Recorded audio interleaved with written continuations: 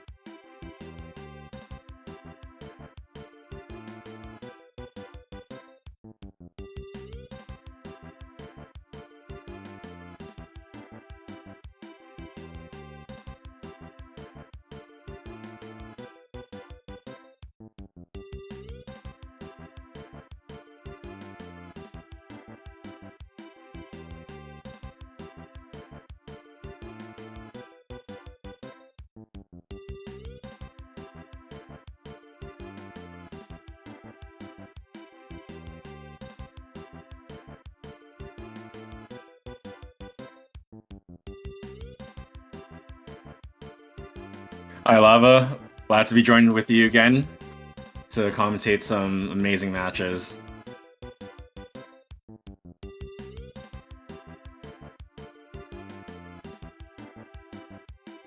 Sounds good. Lava, I'm gonna give you first pick. Where would you like to go?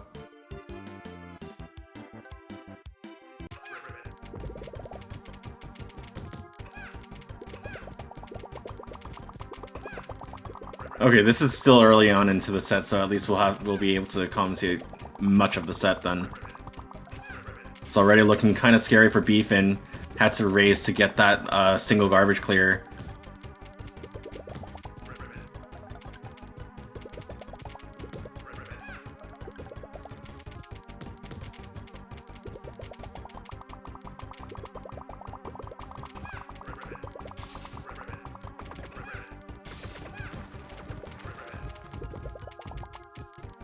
Sounds good.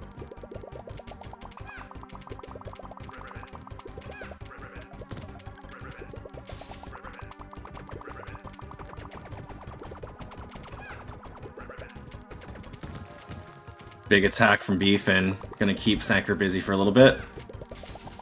Sanker gets a second tier clear. It's gonna work immediately on getting that second piece of garbage cleared.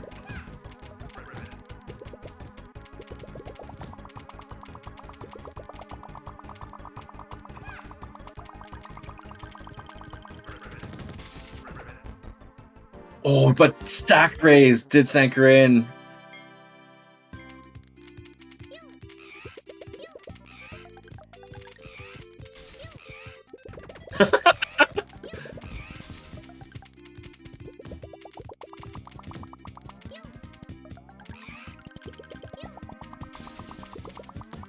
Lava, you glossed on this a little bit earlier, but for those who are watching, what you're going to appreciate is all of these sets are being played on level 10.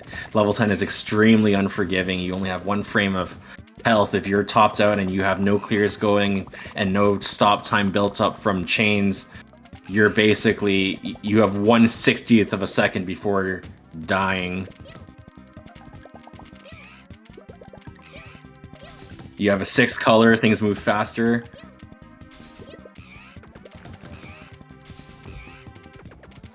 No, I think you talked about it, so it's okay.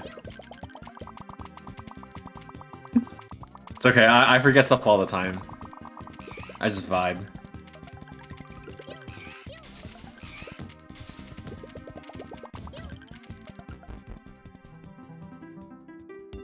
Sanker on the board.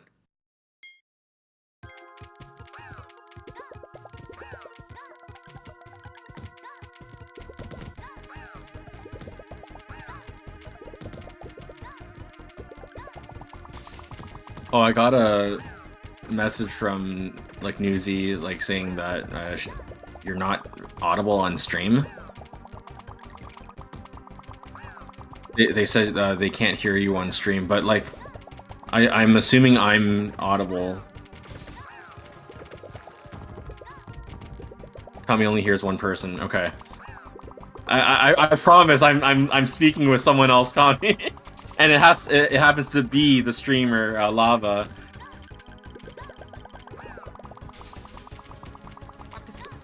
Now.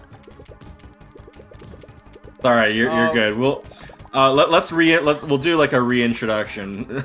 Like, all right, first and foremost, once again, welcome. Of what I said. Holy crap, this is embarrassing. Oh. No, you're good. We'll fix things right now. Welcome once again, everyone, to the Panel Attack May 2024 Advanced Tournament. I am Musical, one of our commentators, joined by our streamer and co-commentator Lava, who has just finished like fixing some technical issues, and we're going to be commentating in full force. You'll get to hear both of us. It's gonna be a good time. We have a stacked bracket, 15 participants today. The whole introduction out the window. Holy. It's okay. You know what? I got to hear it, and I think it's great that I got to hear it. It's what, commentator's privilege that gets to hear it. Well, it's something, I guess. Thank you, Newsy. And then next time we'll share that commentator's privilege with everyone else. It'll become spectator's privilege. We will. Oh my god. It's okay. Like what matters right now is we have a match in front of us to commentate. Yeah, we do. And we're gonna do that. I'm not gonna. Oh. This is a really scary spot for Sanker. He stealthed that blue over to get a garbage clear. Did get bailed out by that chain, but if that hadn't come, it would have been curtains.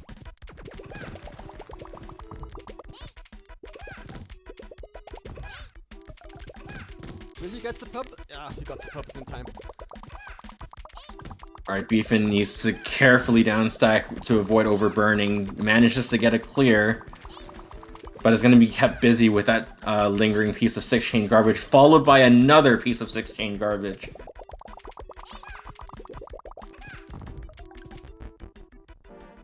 But Sanker got done in with combo garbage. Little right side tower had trouble downstacking. Yeah, and that ties up the set. It's 3-3 now, so it can be anyone's game. So far, this has been very interesting to watch. It's also very interesting seeing like kind of the different play styles. Beefin is one of our two competitors that is also very heavily involved with speedrunning panel games, including Panel de Pon and Tetris Attack Pokemon Puzzle League. So as a result, as part of the meta for just taking care of the AI, you find those players delving into a lot of combo chaining.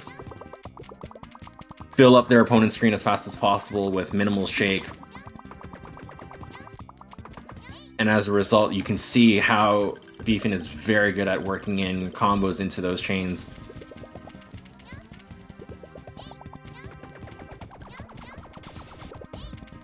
Looking at the GPM alone, 26 right now for Beefin. This is amazing. Ended up playing the patient game while waiting for Sanker to counterattack.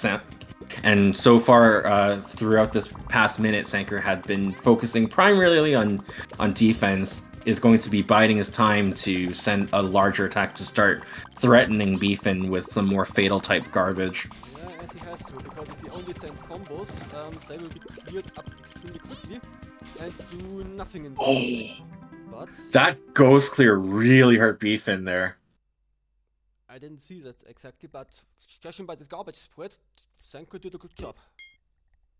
Yeah, the layering was very dangerous, quite nasty for the board, and it put Sanker at set point.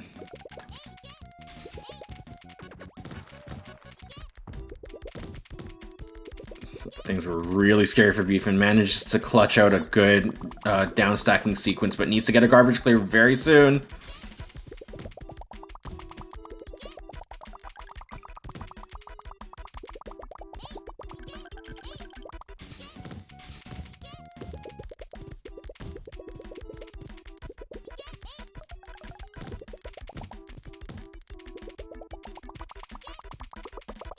will always been it, but Beefin had the clear with the yellows ready.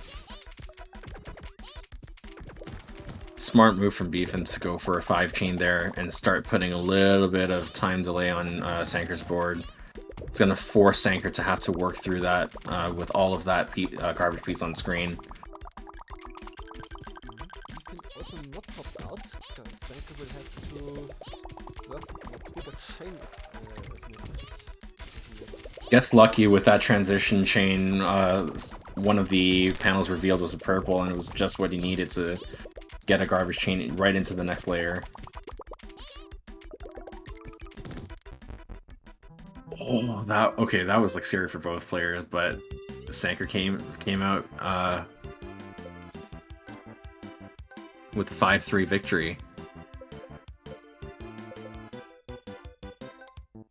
All right, let's take a look next at Poly versus Indaris. Let's see how far along they are. Also pretty good. Now we are. There we go. Yeah, this is still pretty early on in the set, so that's good.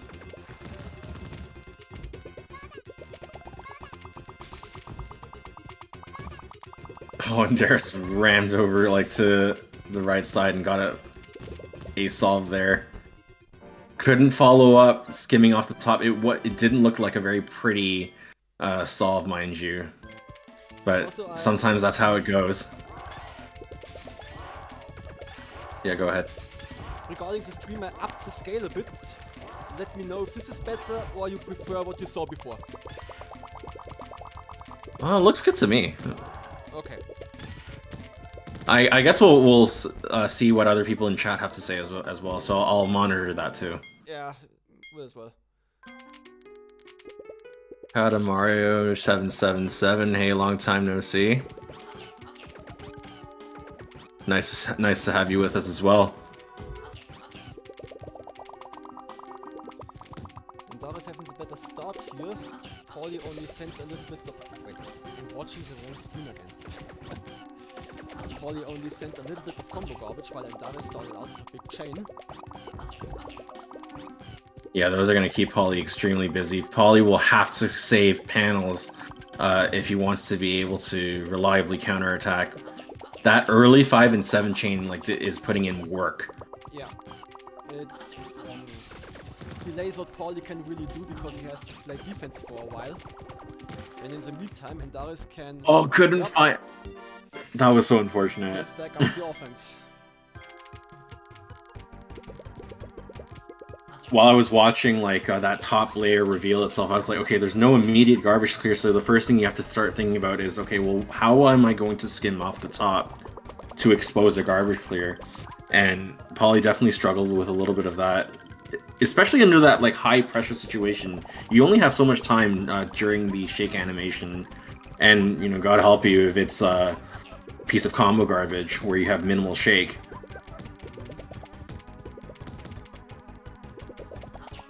Speaking of combo garbage, Poly piled on that combo garbage against Indaris.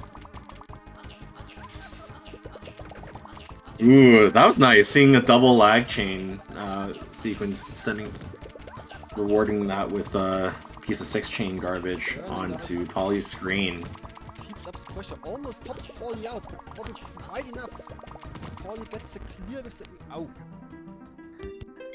Ties it up, 3-3.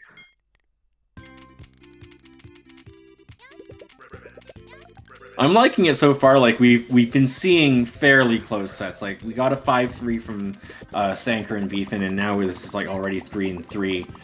Poly versus Indaris.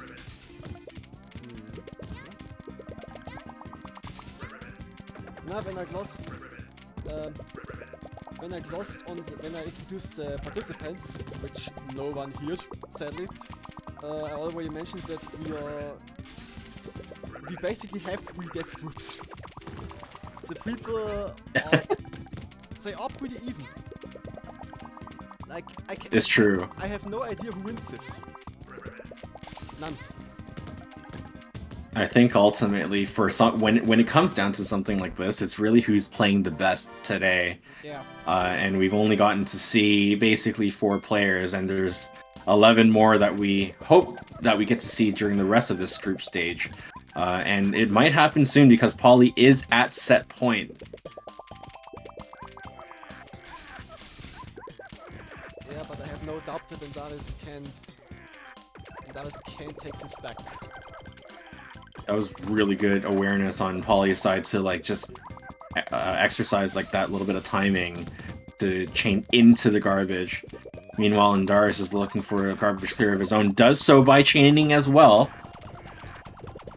Poised to send a very large piece of chain garbage if he keeps this chain up. Yes, it's definitely the right move right now because Paulie is not topped out at all. He has no garbage at all. Well, now he has.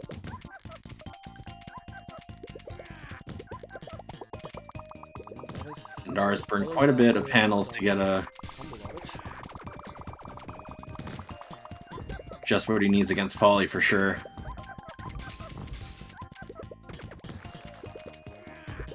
What's the defense? Gets an extra clear, doesn't have a garbage clear immediately like exposed just yet. Can do so with the reds, does so. Getting scary for Polly, that stack is threatening to top him out. Oh, he's pixels away.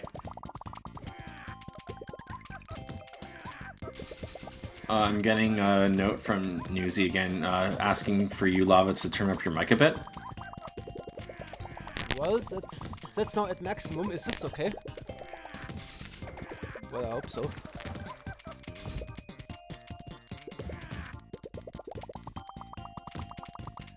Oh, this is scary. It needs to stack raise again. Oh no.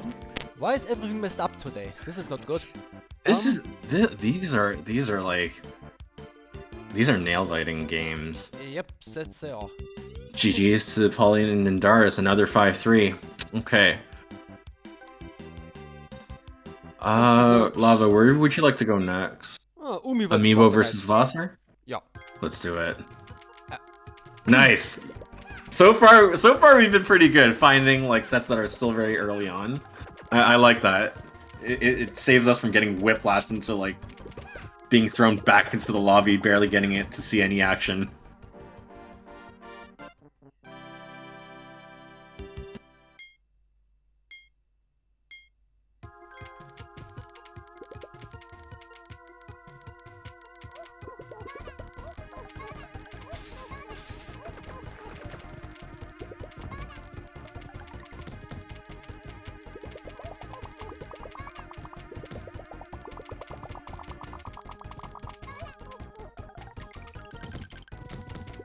Musically, you can hear me fine.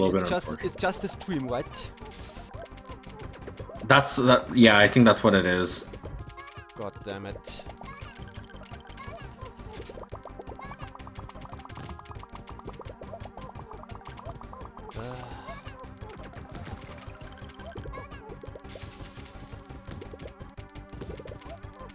Yeah, you make a good point there, Newsy.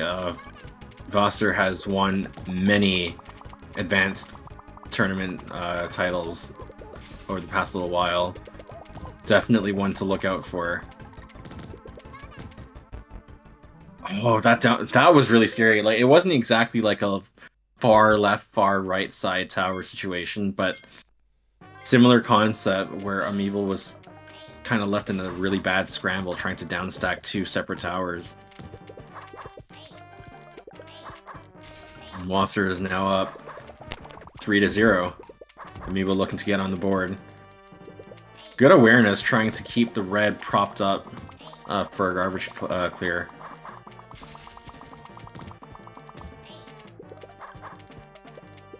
Wait, if I turn up the Discord soundtrack, I'll blow your ears off and they will still hear nothing. This is not good.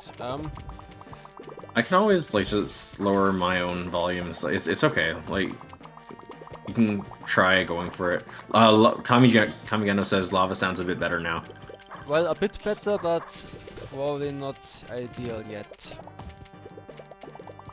Fair enough. I'll hold it down for now. Thank you. No worries. Thank you for streaming. If it weren't for you, we won't have a stream. That's not what I wanted to. Adjusting a level. Okay, also, well, if this is okay, I'll leave it at this, because I'll just mess it up further.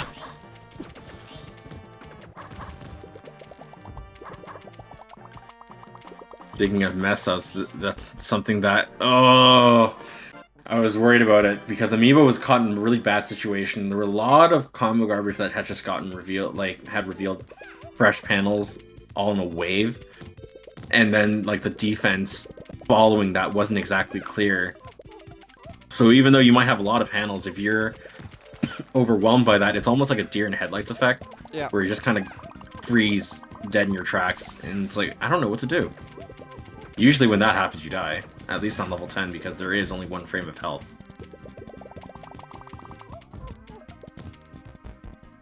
Again, that was really unfortunate. This was a brutal 5-0 victory for Foster. But, Amiibo, you're still not out yet. Have many more sets to be played. And because it is 15 players today, it's going to be the top 4 out of each group that will proceed on to a top 12 for the bracket stage. Let's take a look at... Kitty versus Cornflakes. Let's look at Kitty versus Cornflakes. Yeah. Okay, still fairly I early on. I misclicked again. It's okay, you're good. Oh my god.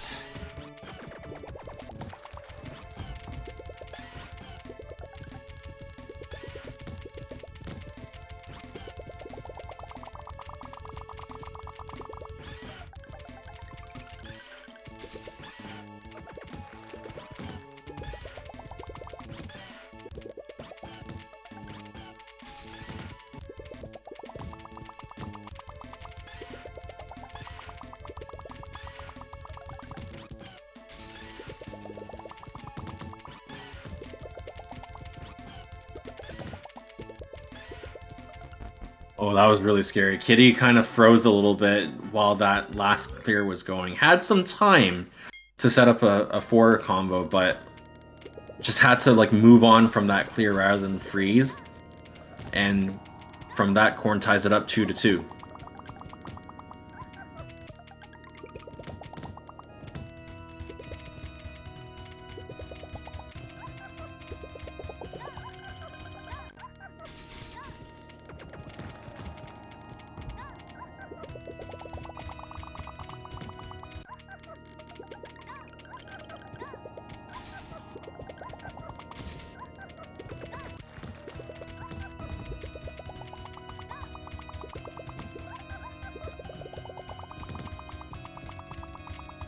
Nice A little bit of timing. separated garbage from there.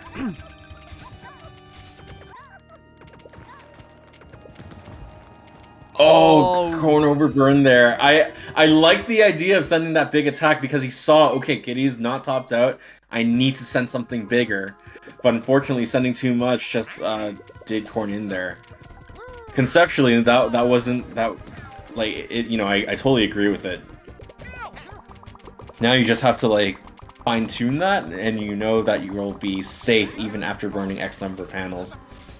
It's always this like kind of constant adjustment and figuring, okay, well, how much is too much?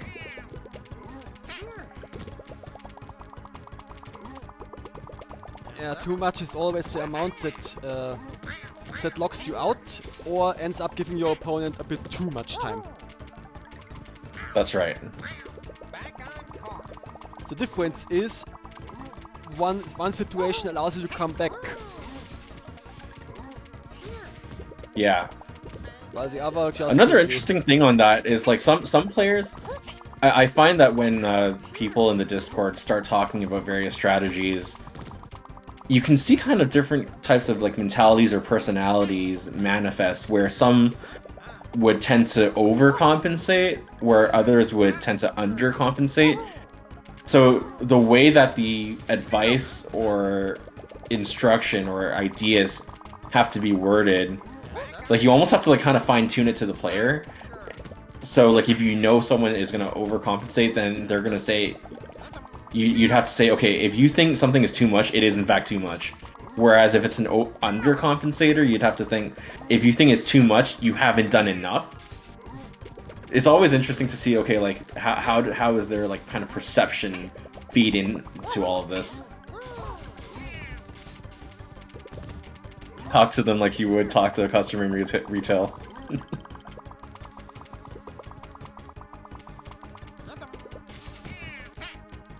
Alright, there's a second tier clear. Does Corn go for it? Does go for it, but what's the follow-up? Gets a luck chain.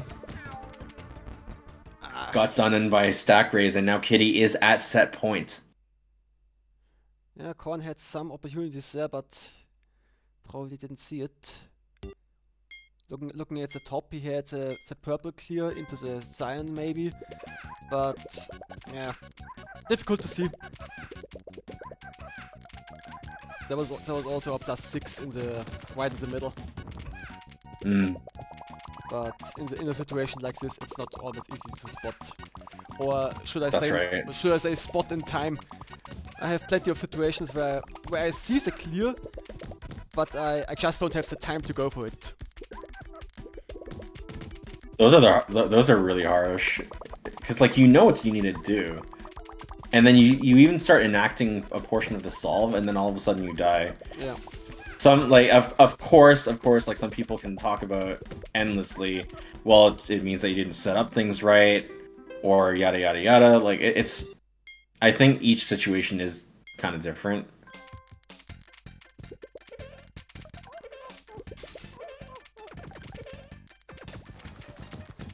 Corn fought, but like was able to strike back. Set count is now 4-3. Nice little mid-air catch there. Kitty patiently waiting to clear the garbage with a garbage clear ready.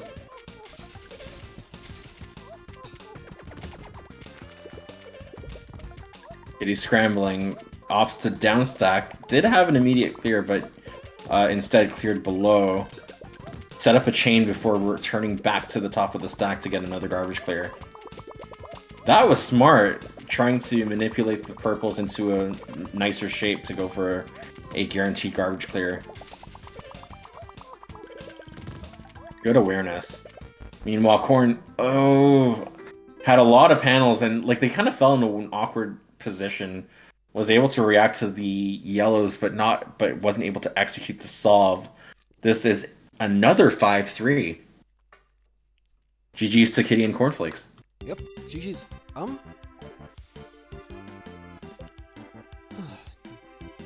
Next, who have we not Let's seen? see. Yet? We have seen Senka, have seen Endaris, have seen Beefin. We'll have to choose one. Let's look at Beefin versus Legshot. Alright. Oh, perfect. This is the start of the set. That's ideal. You'll love to see it. We get to see it full set.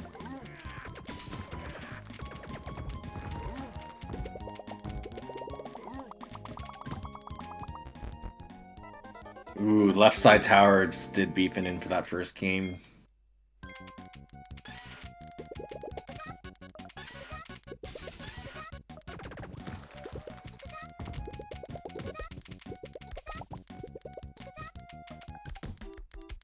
News in chat, yes, a little bit upset of a sorts because Corn has won the advanced tournament before. Ooh, these are getting pretty quick. Another 19-second game. Uh-oh. Ooh, disconnect. This seems to be a little bit of an issue. Well, I wonder how far along they are actually in this. No, it probably was just that, so it is probably just 0-2. Or however many that I missed. Legshot, there you are. They switched spots, and Legshot is now the left.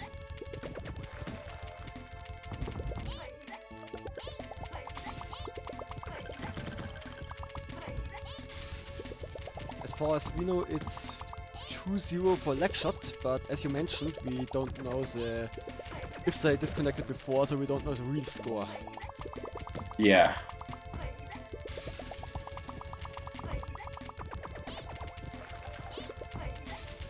We'll have to just patiently watch this one and guess, I guess. This is scary. Like shot locked out against Beefin's heavy garbage.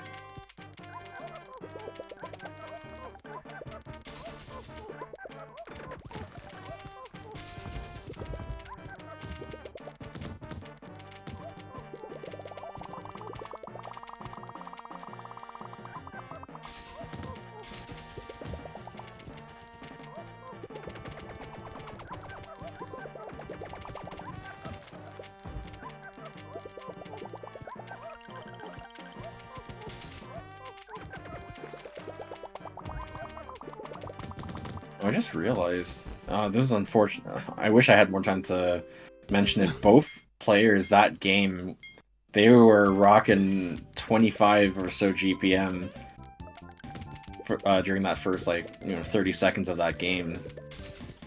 The moments go by so quickly. Yeah, both of them, I think, like whatever happened in terms of how they were managing their stack, they were able to just keep up their offense at a very good pace. It didn't seem like they were really like stopping, which is really like in the sense that of like being able to continuously put pressure on their opponents. They definitely did that well last game. Yeah, but in this case they are both more 15-ish GPM. I think it has a lot to do with the starting board. There are simply starting boards that are easier to solve than others. And judging by how it looks now and how it looked last game, this time they have a bit of a harder board because both players start with the same board. They have the same seed.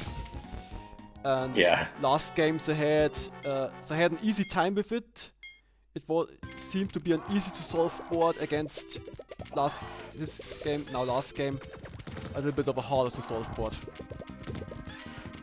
Certainly.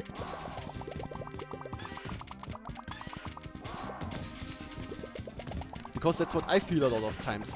Sometimes I can get high GPM openers 3 times in a row, and then I suddenly get a game where I can't get anything to work. It has a lot to do with the layout of the board, of the opening board. I do think the starting board has a big role to play. For me, it becomes like, how quickly can I react to it? Or if something goes wrong, and being panel being what it is, things can always go wrong for whatever reason. How well can I start executing on damage control and being able to find a plan B and execute on that plan B, such that I don't lose too much of what I would have otherwise gained from my original plan for offense. Coming into the starting flow is vital, exactly. It is so crucial. Especially at the beginning of the game when you're safe. When there is in fact time to kill before you start getting inundated with garbage. Being able to send to your heart's content right at the beginning. Obviously, you're still preparing for defense, but being able to like take advantage of those early moments of the game is so crucial.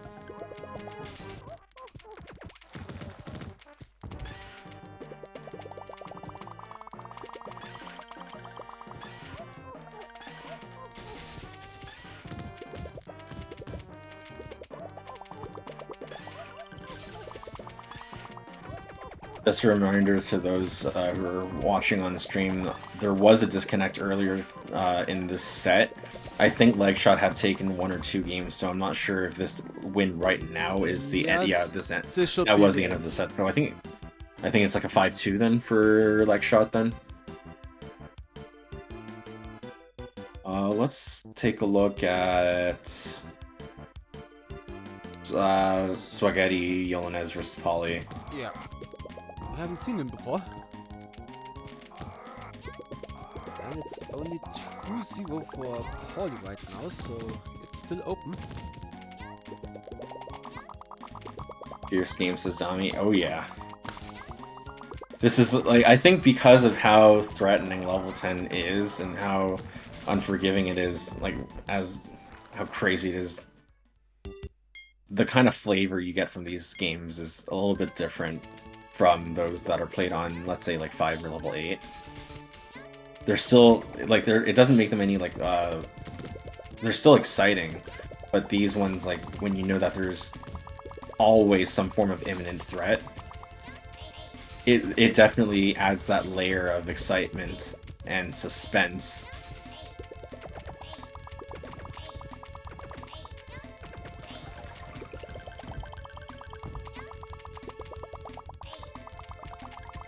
Frantic and fast, oh yeah.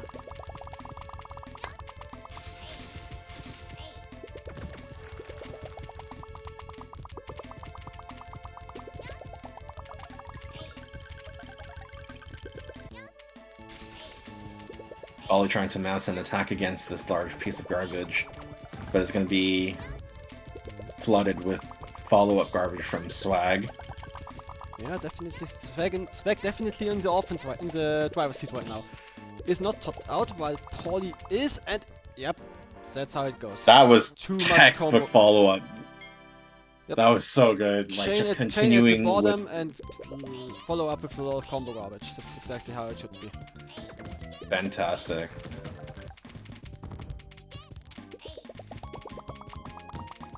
I would comment on Paulie's 5 chain, but I'm not really exactly sure how he did that. Yeah. Kamiana said it's hard to keep calm, and honestly, you can get mentally tired. Oh, yeah, definitely. Halmoen is getting tired just Yeah. It's very... If this is like your first or second time seeing gameplay at this level, just seeing... Like, it's hard to appreciate immediately all of the small considerations that go into each decision or into each movement.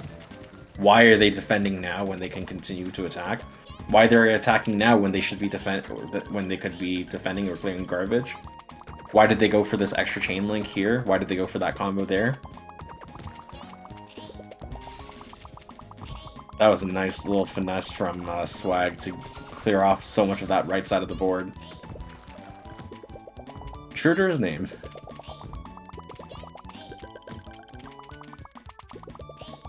Interesting adjustment from Paulie.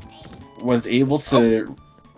Oh, that was unfortunate. I like the idea of just trying to like move things over when you couldn't see what was going to happen after, but unfortunately you didn't have the time to move that red over to the left. To the right.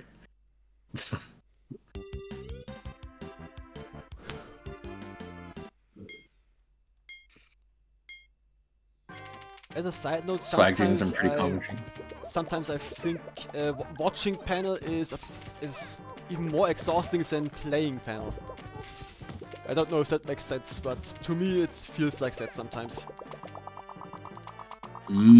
I think like this probably happened like depends on how much like unconscious solving or analysis you're doing, because you might say, for example, oh, I'm gonna just like have panel open, or just gonna watch just for the heck of it, just to have something going on in the background, or just to see like some good gameplay, not really think much about it. And yet, because you have some experience on 10, you're gonna start unconsciously thinking about all of these little decisions that you yourself are aware of.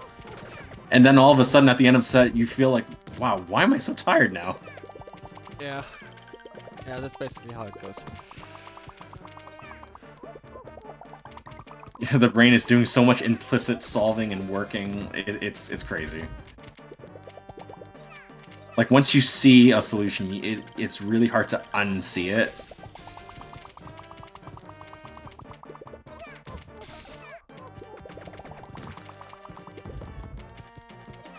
Yeah, Nuzi says, part of what makes the game so great in my opinion, there's no time to celebrate your good moves or rage over your bad moves, because you gotta keep going forward. It's philosophical. Yeah, Nuzi, you're right. You're exactly right about that. You just gotta keep playing, you just gotta keep moving. This game teaches you about life. Unironically, it teaches you about life. Yeah. This is another close one. Tied up again, 3-3. Yeah, you're right.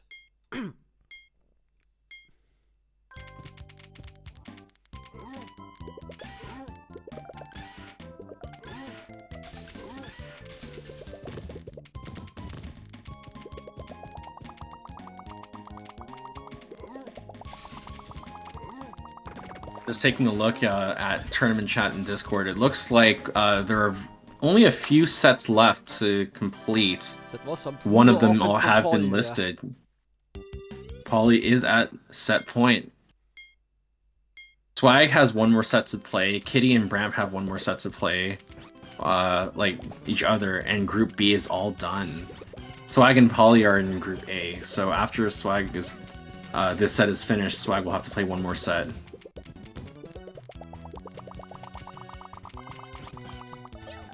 Yeah, I don't think we got to see everyone, but well, that's just how it goes. We only have so much time.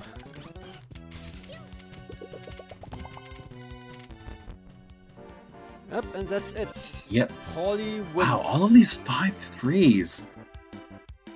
I'm curious. While we're jumping into, let's go to. Okay, Kitty and Bramp just finished. Yep. The last set, therefore, is Swag versus Dog in the Grass. I'm gonna take a quick peek at the group stages set counts and see if anyone had like a game 9. Group A had none. Group B had one between Skell and H2O. Skell took that one. Group C had a game 9 Amiibo 5-4 over Kitty. And that's it. We got, like, on stream, we saw a lot of 5-3s. Mm. Dami says, I'm lucky you didn't get to see me on stream. No, we're not lucky because we didn't get to see you on stream.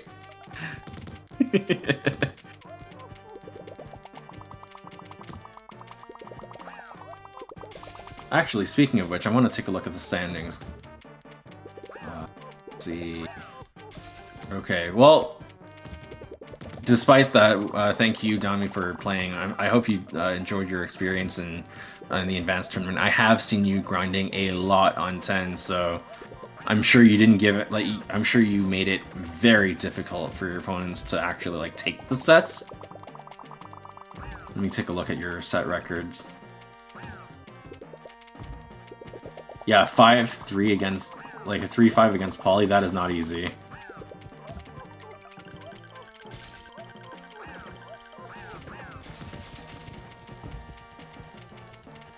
Don't, yeah.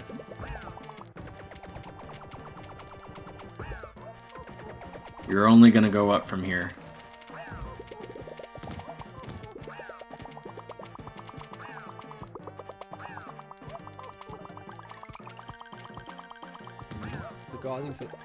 Regarding the game, Dog is pretty much in the...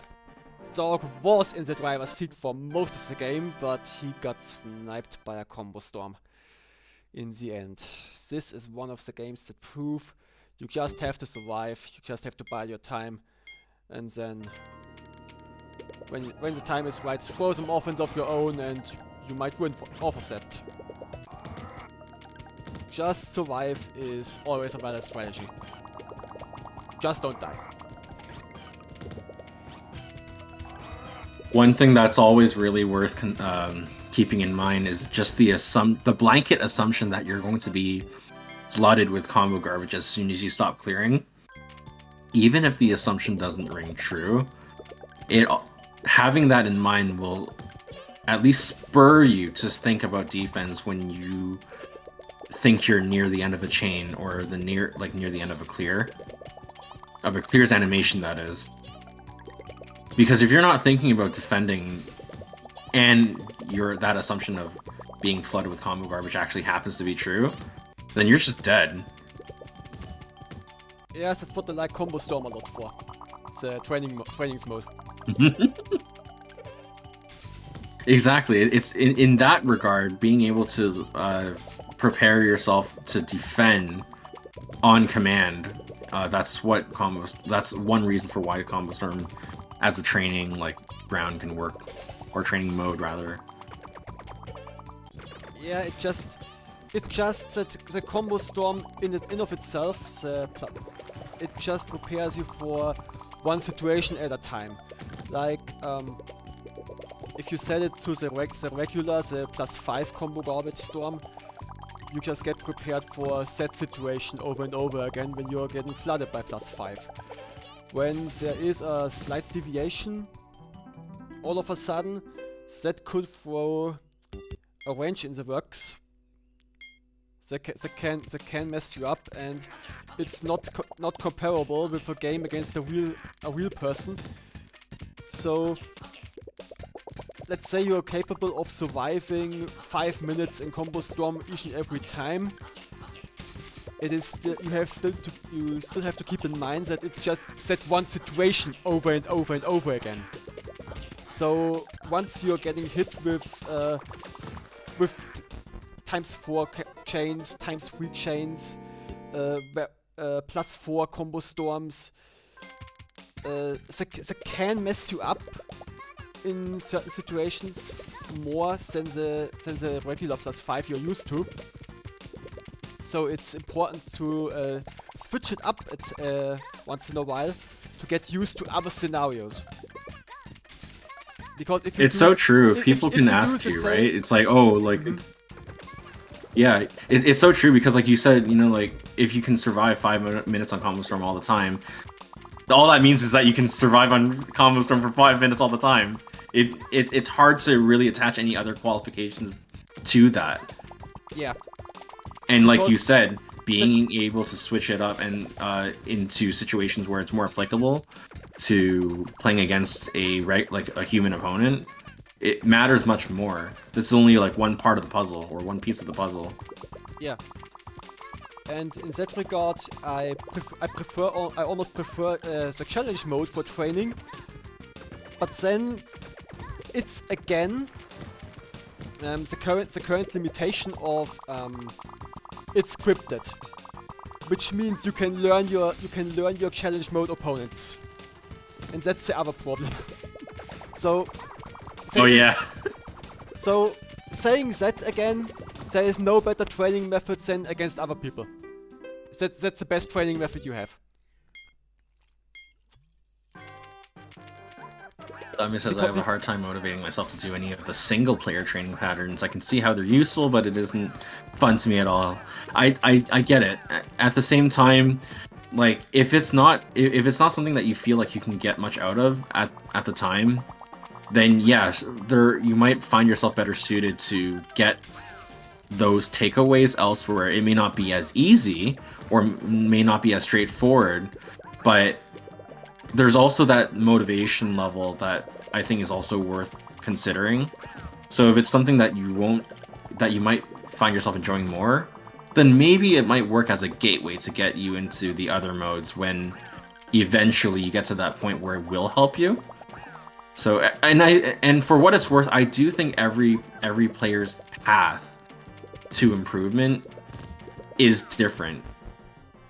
I really do think that no two players' path and progression are exactly 1-for-1 the same. No, it's like or 1-to-1 the same. If you take Tamigano says if you don't want to do it, you will not learn well. Yeah, exactly. Like it's one thing when you're like motivated and you have your own reasons to doing it. Like your method, for example, is a great example because you do a lot of in order to learn, you did a lot of analysis. You wrote a lot of paragraphs. You learned from Ganache, who also wrote a lot of paragraphs. You're the, how do I put it, theoretical learner. You just write it out, you type it out, and then you put that into practice. For me, for example, that doesn't work. I can't really read up on it and then put it into practice. I just have to do it all practically, basically. If I read up on it, it just won't stick with me. That's not how it works. But it did work for you, so that's great. Sorry, like this is kind of like an awkward segue, but I was just reading in chat. Yeah, this mashup corn is in fact intense. This is the only Game 9 that we got to see in group stages, like on stream. Unfortunately, it just came to an end so quickly. And I had to talk over it. I'm sorry. No. Like there's just so much to like discuss, so much to commentate. So Yeah, but don't worry, like we'll have way more opportunities for bracket stage when we have the fact that we have 12 players moving on to that bracket stage. The top 4 of each group are going to be moving on. So to which, thank you very much to Dammy, H2O, and here's the last one, Brant, for playing today. We hope you enjoyed. Really thankful that y'all participated. I hope that you had good sets, good gameplay experience. And congratulations to Foster Guys, Corn, Kitty, Amiibo, Legshot, Sanker, Beefin, Skell, Polly and Doris, Dog in the Grass, Swaghetti, Yolanez. You 12 are moving on to the finals bracket stage. this is a big bracket This is stage. going to be a big one. I should have made it a little bit Much smaller, but- more panel to be played.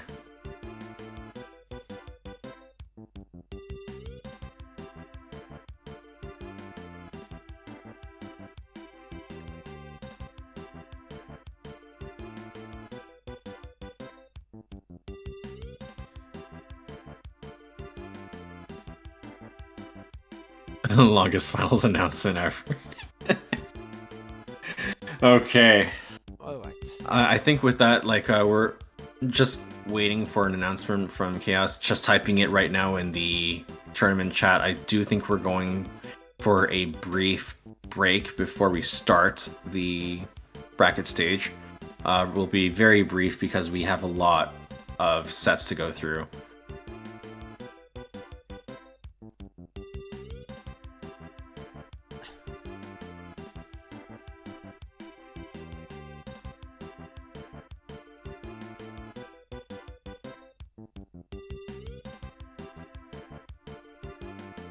Yeah, I think I'll switch over for the time being. And we will see you guys in 5 minutes. Or 5 to 10 minutes. We will see.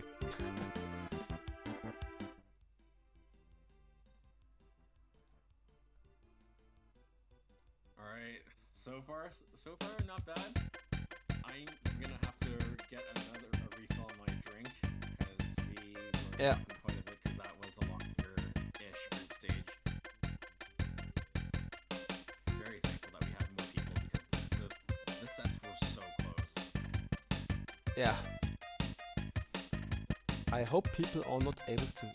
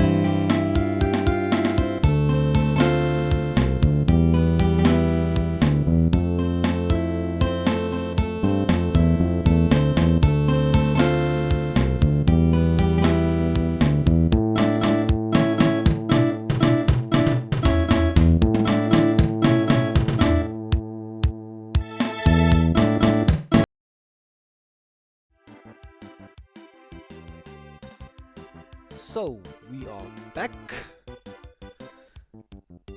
And the first round that is being streamed is Beefin 314 versus Kitty. The other one matches will not be streamed. Sadly we can't stream everything because that would simply take too long. Oh, wait, that's... But instead, if our highlighted highlighted sets are finished, we will be jumping over to other sets from various rounds until the round is finished. But after round 2, all sets will be streamed. So semifinals, all will be streamed. Third place match will be streamed, and of course, our grand finals will be streamed.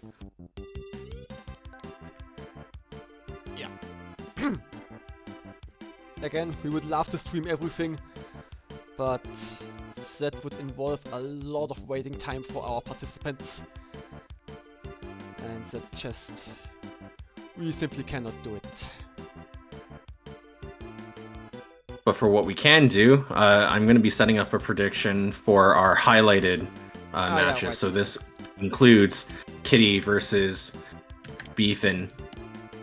Anyone here wants to bet your channel points? Go right ahead. Now, Kamigemo, I hope my mic is okay because I didn't really change anything from before the break. I hope that it is fine now.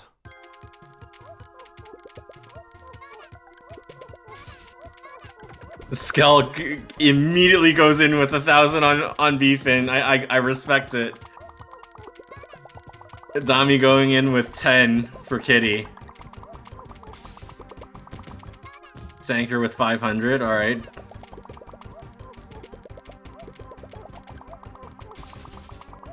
Buckle up, folks, we are in for a ride. We are indeed, Newsy.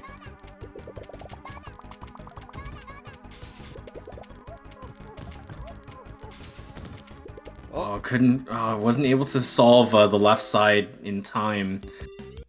Beefin takes a very early first game. Yeah, it looked like Kitty froze up a little bit.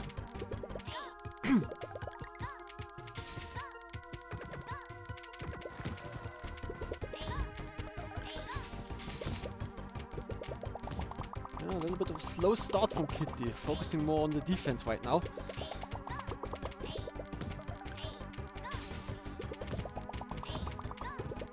Blood does it well, finds his clears. But, oh. Let's see if Kitty can catch up, because it appears the break was not too kind to him. That happens sometimes when you're really in the zone right now, and then suddenly it's called a 10-minute break, and then you suddenly get thrown out of it. That's a little bit that is unfortunate. It seems the break was kinder to Beefin than to Kitty right now.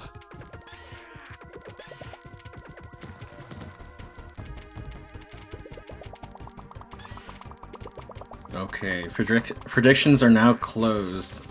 Just wanted to close it before the set got too far into things. Yeah, the Beefin is not lighting up with their I'm glad. Sense another big chain. Has to solve this right side. Couldn't downstack that light blue and then move the other blue over. But it wasn't looking like a very easy downstack, mind you. But it seems like there's that recurring pattern of Beefin just not wasting time of sending a large chain to keep Kitty busy. And Kitty's been doing the same thing. I remember 2 games ago, had a really nice 7 chain as part of the opener. So both players, they definitely know what it takes to kind of top their opponent out and just make sure that they're forcing them to commit to defense. The problem is I'm nice not combo link from Kitty. That was a cool follow-up.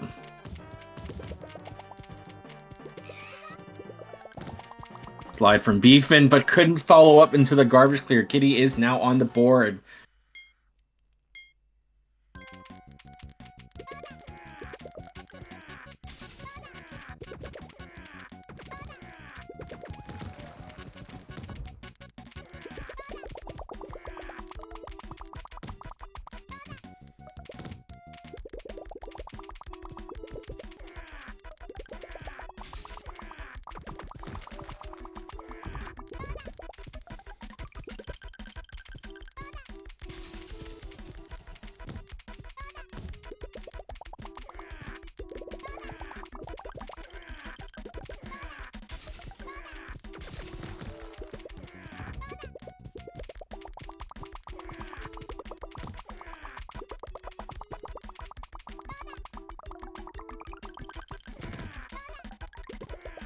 really scary. Kitty has to go through quite a bit of layered garbage.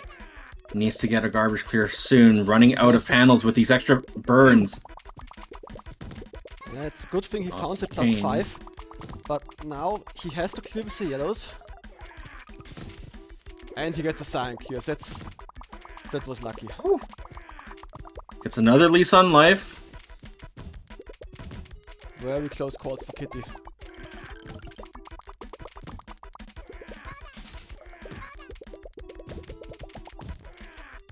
Can't really focus on offense right now, has to defend. Yeah, Kitty is looking forward to when he can finally restabilize and send a big attack. But until then, like you said, Lava, it's going to be just defense.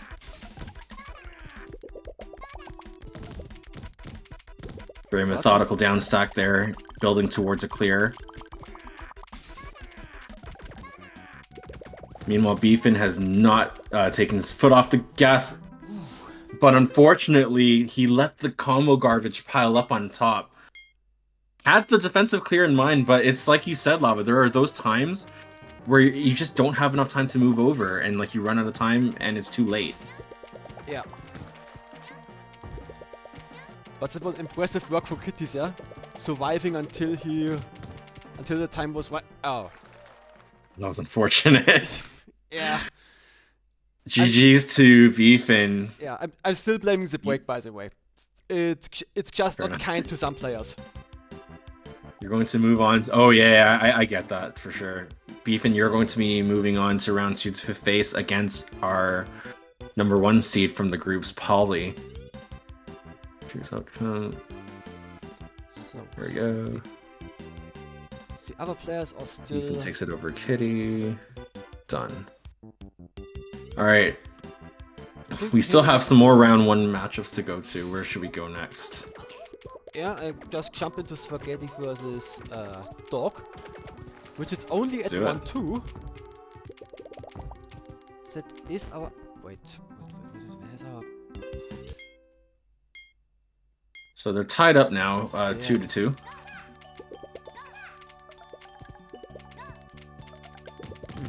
Judging by this game, this game's length, Kitty versus Beefin was very fast. We also saw 3 very fast wins for Beefin there. So yeah, that's just how level 10 goes sometimes. Yeah, for this advanced tournament, we get to see some like crazy volatility in game length. Yeah. And garbage composition. You'll see some players that swear by very small chains and a lot of combo garbage, and then you'll also have players that love to just send big chains.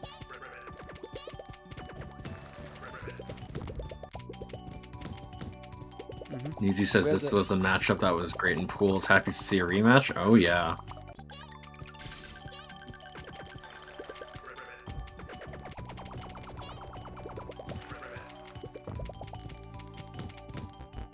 Oh, that was great. That was really scary for both players. Both of them had combo garbage on, or like small shake garbage on top, but Dog had really scary layering there. Yay! Yep. Joy! Yeah! Ow! Too close! Version. Oops! Too close! Pretty tame for both players so far. Both still looking for the offense. Ew! Lots of combo. Yeah, it felt like garbage. this, That is, like it felt like they were kind of like feeling things out a little bit, waiting for the big swing. yeah, there has been some combo garbage that has been cleared pretty quickly. Yay! Yep. Joy! Nice combo chain from Swag. That's gonna be more than enough to top Dog out. To had the miss swap there, couldn't get the light blue garbage clear. Yeah, it was a little bit of a poking battle, how you call them, up until that big chain from Swag's side.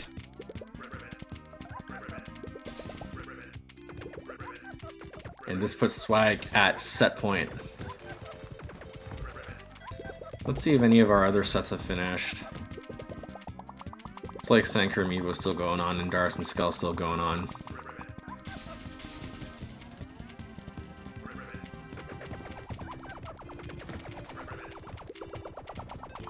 Okay, I do have some updates, so let's see. Sanker had taken it 5-0 over Amiibo, and Indaris took it in a Game 9, 5-4 against Skull. Nice. Maybe this will become a game 9 as well. This very well, yes, it has become a Game 9. Okay, you know what? I can appreciate it because in the group stages we only had like what 3 sets, basically one in each group or like something like that. That went to Game 9. A lot of 5-3s instead, but yeah, now we had the 5-3s, but not in the bracket stage, 5-4s. yeah, like in the bracket stage now we have half of our round 1 sets going to Game 9. Oops, that was close. Let's forget he would have topped out there. He would have died. Oh, this is scary. Okay, Oh. bails himself out with a 4 combo, but needs a follow up.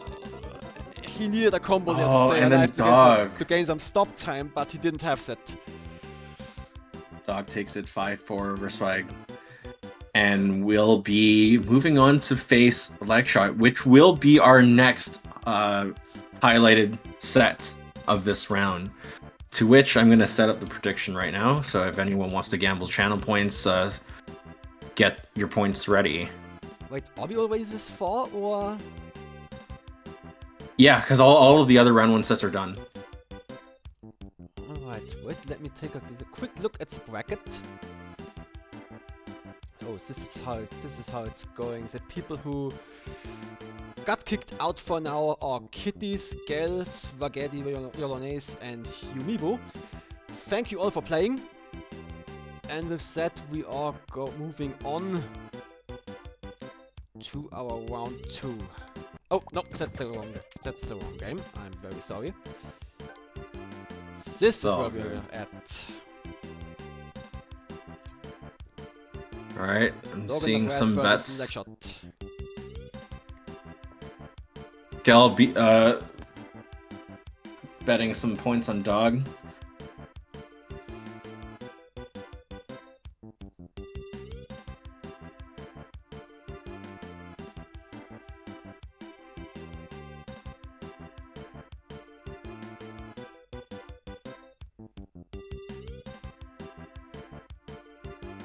Looks like they've been given the okay. And here we go.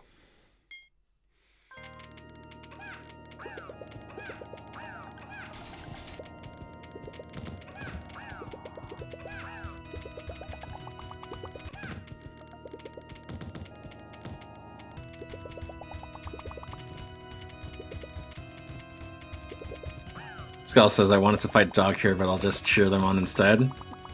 Respect.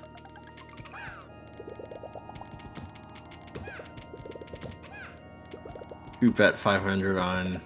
Ah, Newsy had bet 500 on Legshot. I'm glad we have 2 for 2 for working predictions today.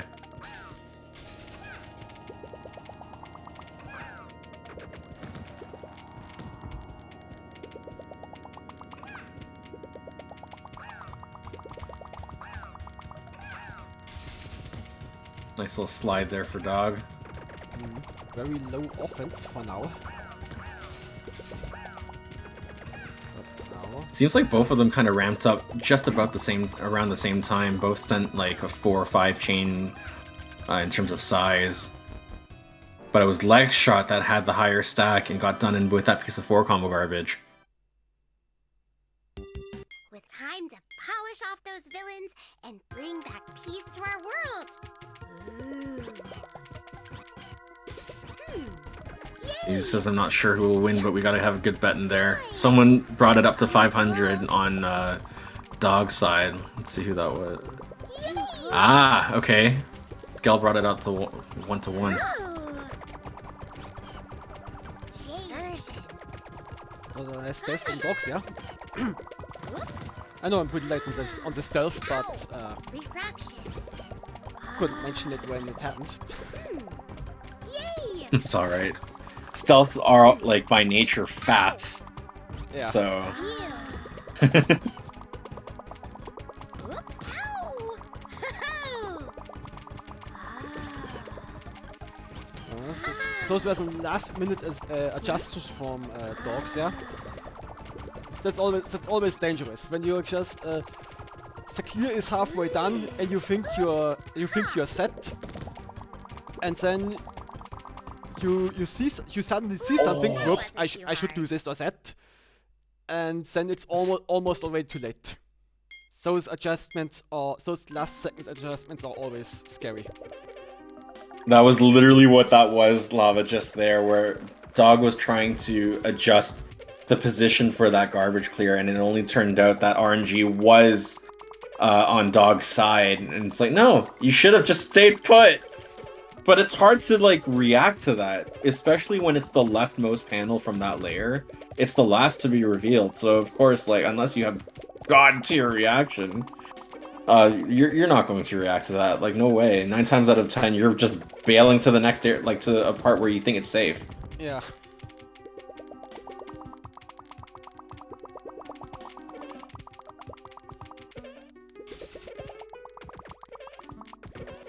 But there are situations where I would say it's not even wrong to just rely on your luck. When you're in a difficult situation where the clear is very far away and you see the and you have the garbage clearing only one layer, for example, and yeah, okay, and you see if this or that panel turns into a cyan, for example, then I'm set. But if it doesn't, I'm in a bad spot. Maybe you're in a bad enough spot already that it's worth to take that gamble. That's what I'm trying to say. Oh, speaking of that gamble, like, Legshot was trying so desperately to restabilize and make full use of the pre-stop and stop time. Didn't want to overburn more than he had to, but unfortunately, it just didn't pan out.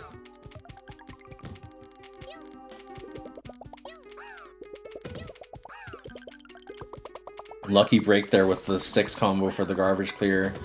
Meanwhile, Dog has a little bit of layered garbage to go through, manages to get a two chain extension to transition into the next garbage layer.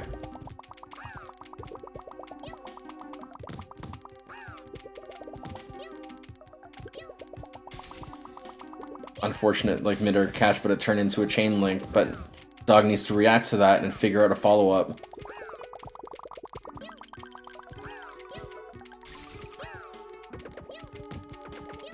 Legshot had really good awareness to make use of those screens to make a 4 combo there. Good down stacking order. Skell bet his life savings Skell, on dogs, Dog, please, I bet my victory. life savings! Oh no! That's never a good idea. There's like some crazy lore to this, like, back in, I want to say, like, last year or the year before, there were like some crazy bets going on with channel points. Where people were like betting their life savings.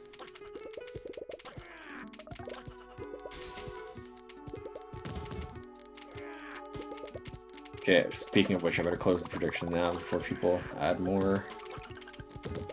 It's just Newsy versus Skell, I think, right now, in terms of predictions. Yeah, please stop people from throwing the life savings away.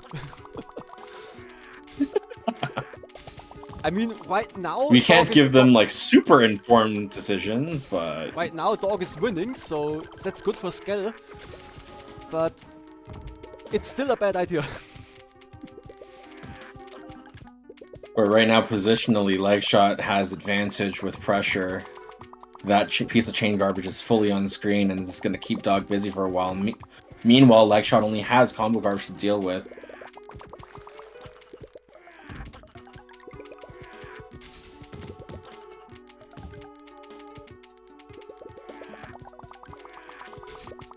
Nice clear from Dog.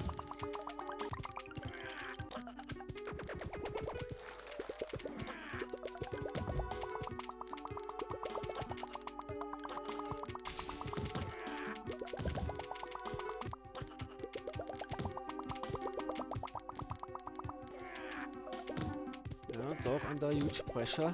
Dog Not- almost not topped quite- off not with that quite piece of combo topped out. garbage. Will be topped off very shortly. That's going to be more than enough to top off Dog. Meanwhile, Leg Shot is not topped off. Has a lot of combo garbage, revealing a lot of panels. Nice 6 clear from Dog. Still has to deal with a little bit of layering, but the offense from Legshot might dry up soon. We will see. Yeah, it actually did dry up. Dog was not topped out from that combo storm. Okay, now he is from the chain garbage. Legshot is not letting up. Rams that light blue over just in time. Pixels away from getting done in by Stack Rays. Was able to clutch that. That game went over 2 minutes. And Dog is at set point.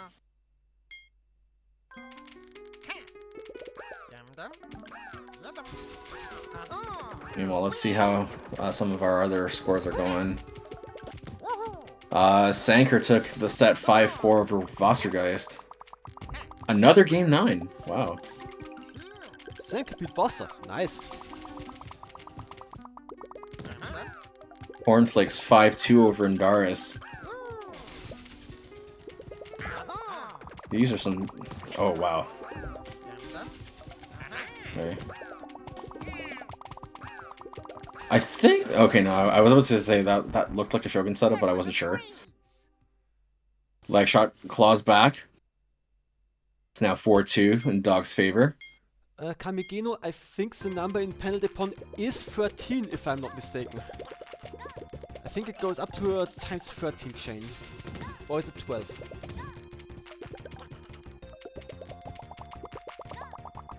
Uh, 13, I believe.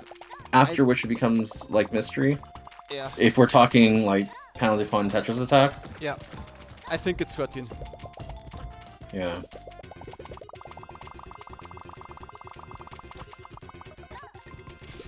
Regarding panel attacks, that has been edited to up to... I'm actually not sure how Thanks high for it that. goes. Yeah. And thanks for that, Skell, for verifying that.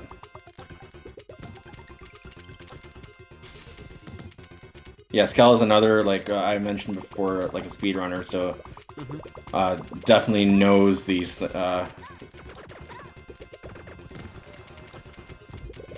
And yes, Newsy, for panel attack, it still builds. That's right.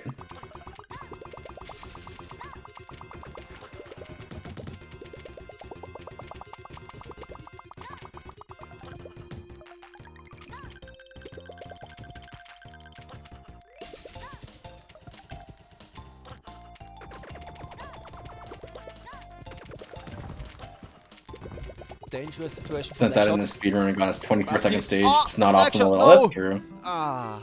Oh, again, that piece of 4 combo garbage right up top. Congratulations Ah. to Dog taking it over Leg Shot 5-2. Legshot even had the You will clear be with one of our science. 4 semi-finalists. I'm not sure what happened there. But anyways, well played.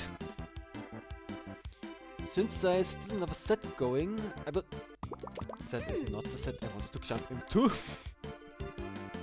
Oh no! Paulie took it 5-4 against Beefin. Good job, Paulie. And with that, I think we already jump into our next... into the next round.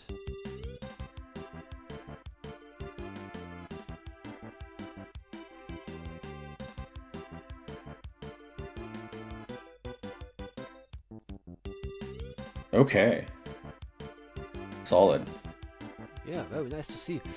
So with that, looks like Polly and Cornflakes is gonna go up first, right? What would you say? Just trying to find the... Gonna check in. Run in chat. See what. Who's gonna go up next? I think it's gonna be Polly Cornflakes. As soon as I get the word, I'm gonna set up the next prediction. I'm not quite sure which one we're gonna stream. I think from now on every game will be streamed, right?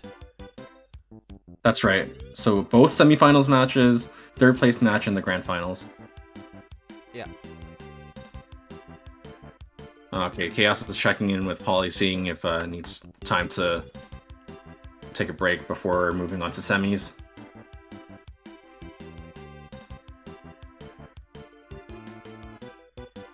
Looks like Polly is ready, so I think Polly and Cornflakes will be going up next. So with that, I'm setting up the next prediction. Anyone wants to bet their channel points, this is your time to do so.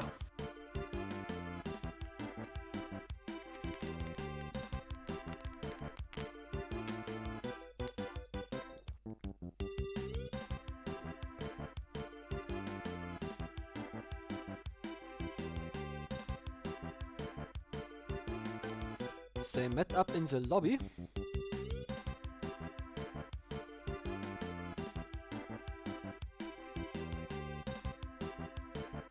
Here we go.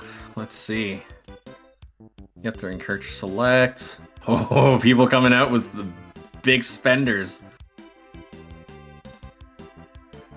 As they should, because this Gel is 1500 on Polly. this is a ranked set as well. Easy one. Ooh. You'd love to see it.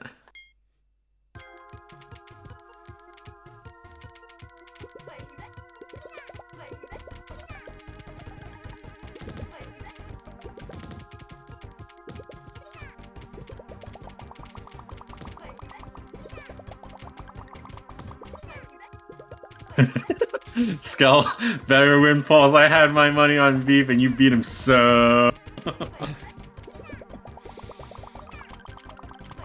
Yeah, I get that. It's like when you if you lose someone or like the one that you're rooting for loses to whoever, you want the next one to win so that you can say, well, at least like I kind of like wrote in like for whoever ended up winning. I don't know. It feels less bad that way. A little bit. Quite a bit of layering on Corn's side. Meanwhile, Polly isn't topped off.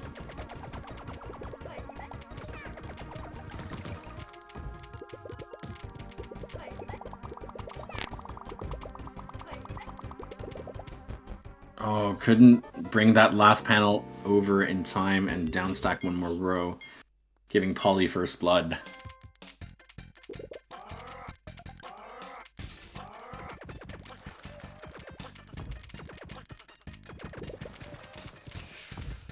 Corn again with added again with the frame tricks. Tried to catch the red but missed, sadly.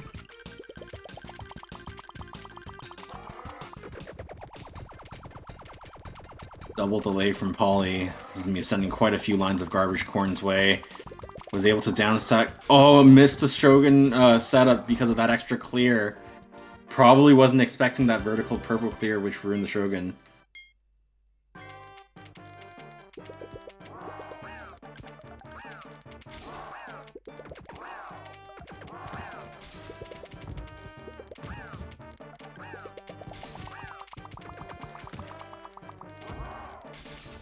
Oh, I like that. That frame perfect. Grounded catch into slide to get a double delay. Unfortunately, was not able to follow up into continued defense. Polly is up 3-0. Wait a minute, I thought I had the sides wrong. Oh boy.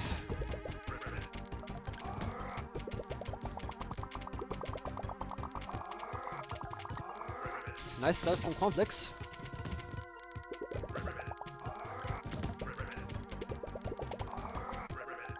Nice Shogun. Was able to buy a little bit of stop time, just keep the stack from raising and to buy yourself some time to restabilize.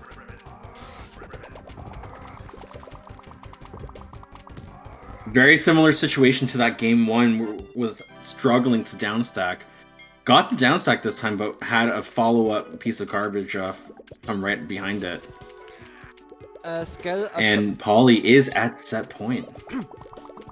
Scale, what we call a Shogun, is when you have a panel falling from tier 2 So panels that are above the first, the lowest layer of garbage, if they fall and form a chain with the panels from what we call tier 1, so the panels below the garbage, then it's called a Shogun. I hope I explained it right. I can also show you. Wait. Ooh, mid-air catch there for Corn.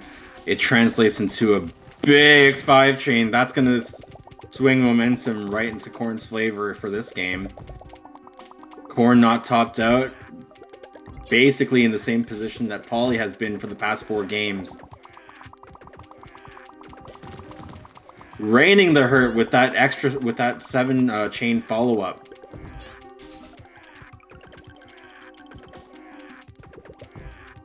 Scale things, I think I get it, but I'd like to see an example. Well, Corn knows how to do Shoguns, and he sees them quite often, goes for them quite often. So you may very well see some more even within this game, depending on whether or not Paulie will continue to send larger chains. So do keep an eye out for them, and if they happen, I'll also make mention of them.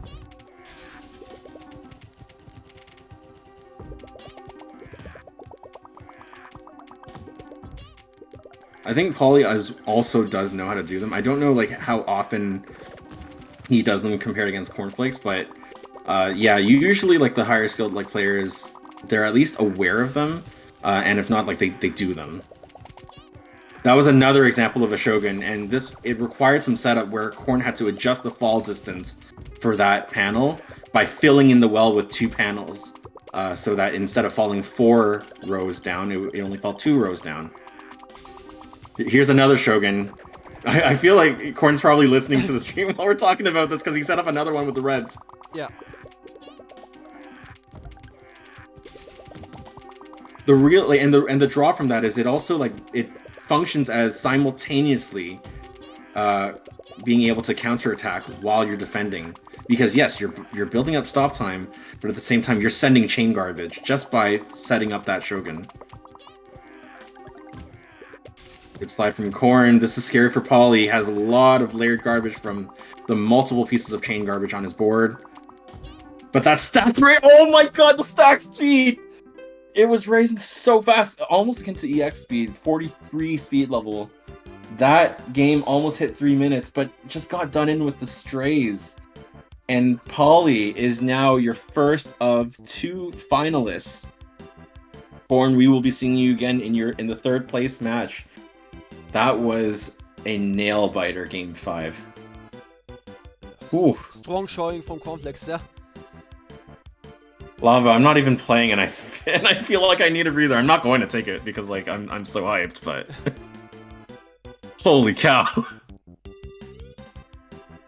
What a set! GG's to both players, and congrats to Paulie for moving on to the finals. Our next set is going to be between Dog in the Grass versus Sanker. Prediction for which is going to go up shortly.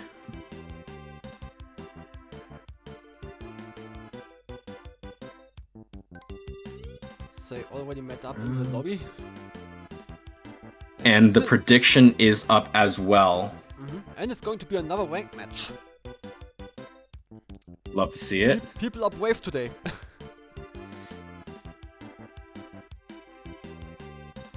Skeleton, man, I'm making bank today. Let's go.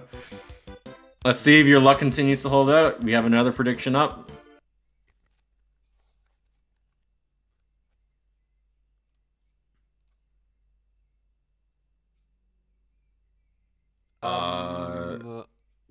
Disconnect okay. frame 1. Okay. Yep.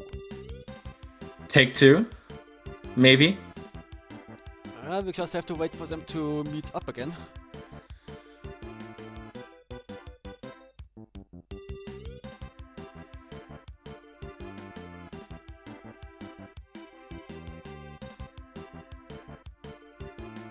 Loading your panels is what Sanker says. Okay.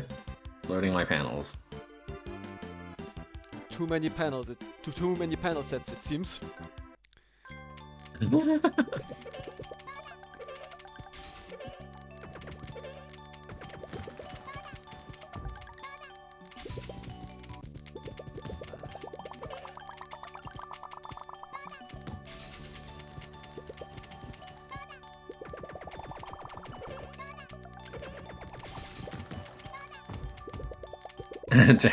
More panel than your body has room for.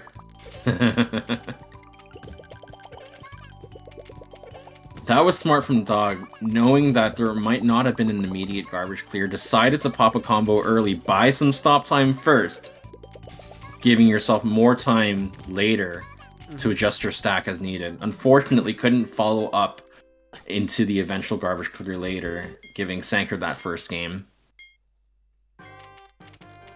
Yeah, it's always important to make sure that you have stop time.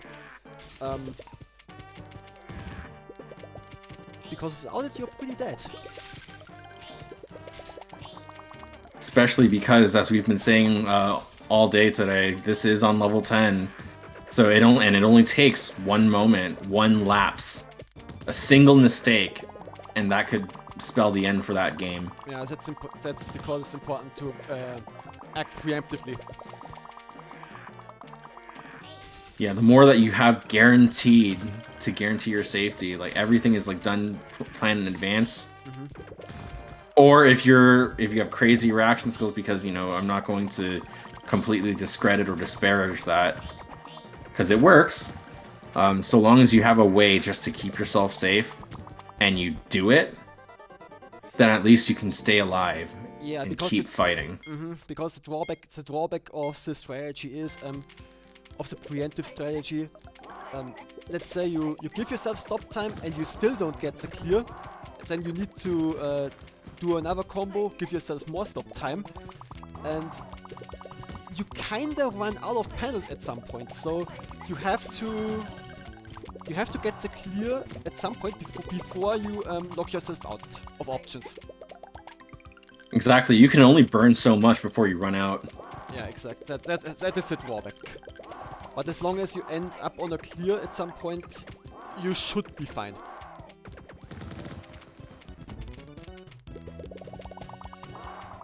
Skull says, "Dog, that stealth." Did another one just for you.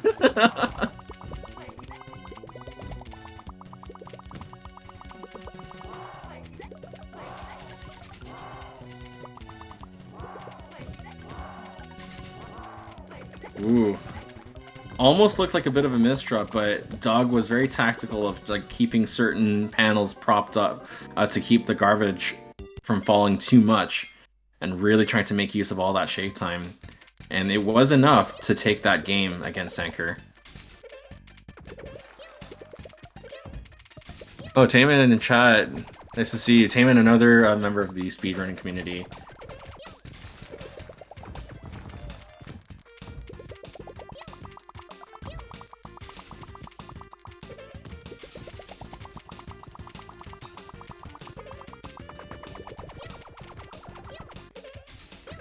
Oh, there's gonna be a heavy chain gonna fall on Sanker's side.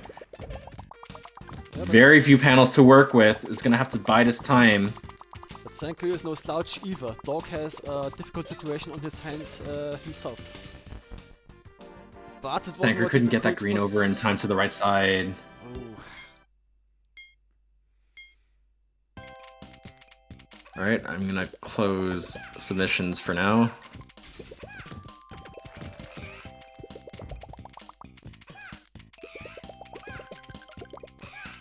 Hey, Forky, good to see you too. Oh, that's nice.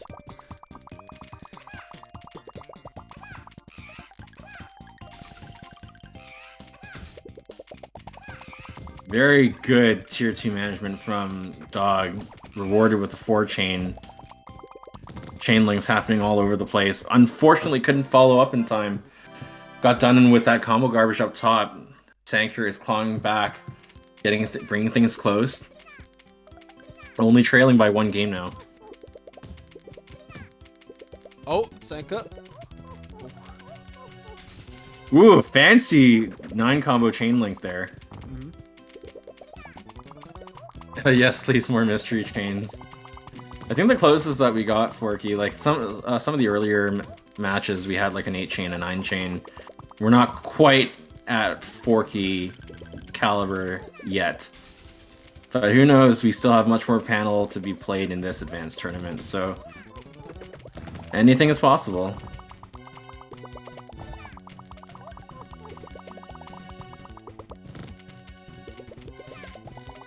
probably a smart move by them. Well, now if some of our players heard that, they will probably now try to make it happen. I think speaking of which, Lava, I do think some of the players here are tuning into the stream while they're playing. So it's like, like the gears start turning, and they're gonna like, okay, it's gonna happen. It's gonna happen. Just watch for it. Someone will try. I actually do think, like, for example, in that match between Polly and Korn, Korn was probably listening in when we were talking about Shoguns. Yeah, because there were some Shoguns that happened at that time.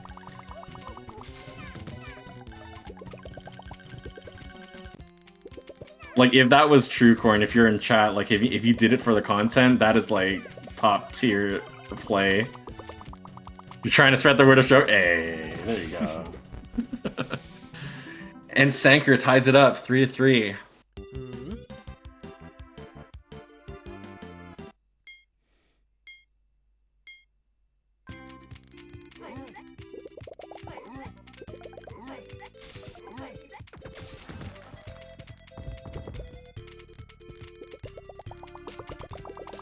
Ollie says, I don't think I did any Shoguns against Corner match. Well, you'll have another chance in the finals.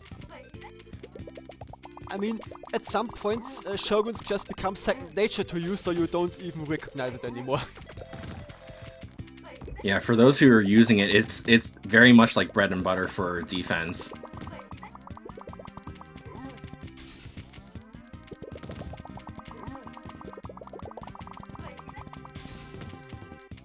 They just become a part of your basic kit.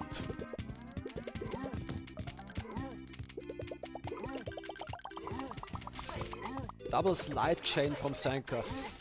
Good job. Meanwhile, Dog gets a really fancy slide of his own. It was so unfortunate. Oh, like, I wish that game had gone over just like for a little bit longer. Sanker is at set point, but Dog was doing such an amazing job by basically tending to two areas at once, and was getting combos and chains off of both the left and right sides. Like, that is like really, really good awareness. It's so hard to like manage if you're not completely dialed in and really focused. Yeah, but if I have It to was judge just judging by how his stack ended up at the game at the end, it might have been exactly that brought him into this situation. So you always have to. It's right. You always have to judge: is it worth it? Yeah, like when that's sometimes the you just thing, don't right? know. Because the follow-up, it becomes so difficult. But as I say that, We have a I game think by 9. dialing it back, Dog was able to claw back and tie things up again. And yeah, this is a game 9. I think Dog tried a tornado there. But sadly didn't work.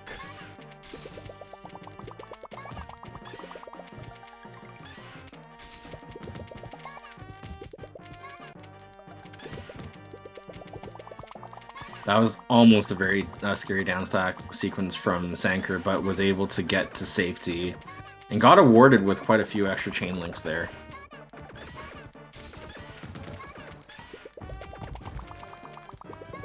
Sanker drops a massive 8 chain onto Dog's board. All of that's going to be on screen, which means Dog is going to be kept busy for quite a while. And it looks Dog is going to use Sanker's chain to build a big chain of his own. Return to Zender. Damn straight. Oh, but now Dog Good is in a awareness to difficult get situation. that chain. Got lucky with those reds, Yeah. Phew. and then swaps the greens over quickly. Doesn't have much stop time, so needs to scramble to find a chain or a combo. Does so with the chain. Oh no, Dog, you Oh, had it! that was so unfortunate. Oh no! So unfortunate. Ah. And Sanker takes it 5-4 But it was amazing awareness over Dog from- in the grass. Amazing job from Dog. He was faced with a really difficult situation. All that did it, but what did it in was a miss-swap. Ah. It looked Alright, so beautiful too. With that, our third place match is going to happen very shortly, which means the prediction for which is going to go up Also, very shortly, it's going to be between Cornflakes, and Dog in the Grass. Whew. All right, the prediction is up. Our players have met up. And just like the last ones, another ranked game. You'll love to see it. And now, guys, question mark Shane, make it happen.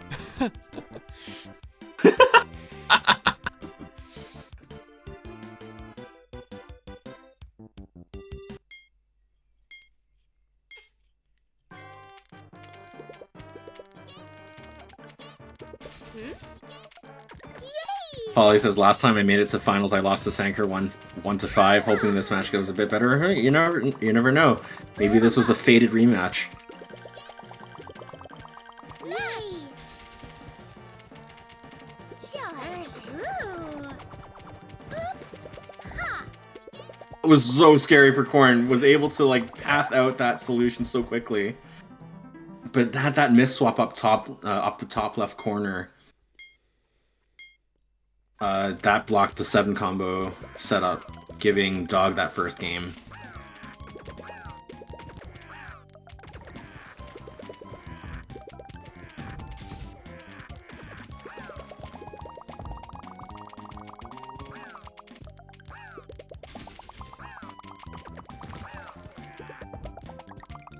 I like that idea from Corn. Instead of re-raising right away, wanting to keep Dog busy just a little bit, with a little bit of extra chain garbage, because it paid off. Because now Corn it wasn't topped off, so it put a stopper on Dog's follow-up offense.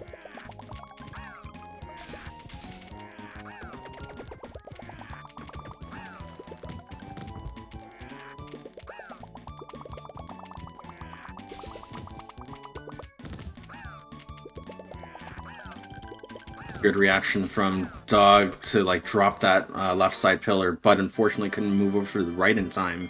Corn ties it up 1-1.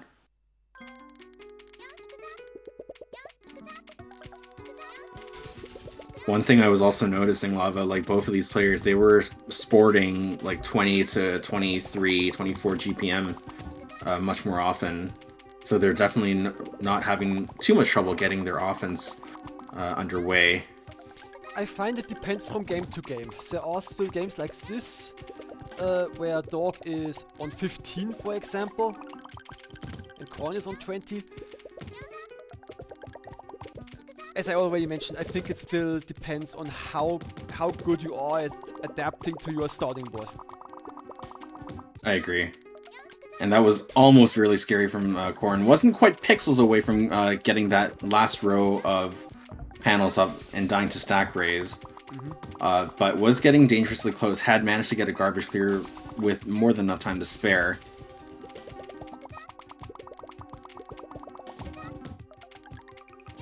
I mean, now Dog is also up to 20. GPM is always a little bit of a difficult metric, because, well, you can only really judge it after 1 minute has passed, I think. Because it is GPM garbage thrown per minute. Also, after after 1 minute has passed, then you can use it. But before that, It does become easier, yeah. Yeah. Normally, before the minute mark has passed, like I would gravitate towards how many lines were sent in general. Yeah. But if you have a decent enough like understanding of GPM like within that first minute, it's also still able to use it. Not everyone will get it. But so long as like it's put in context, I think is usually fine. It's hard though, right? Because 10 lines like sent right away. Are we talking like a mix, only chain, only combo? Was it done in one kind of like wave, or was it done in like 2 really quick punches? There's so much that goes into qualifying that.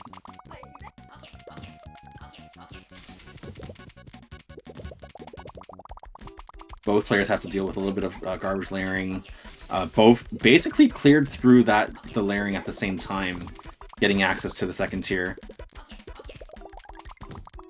or rather transition through to the next layer.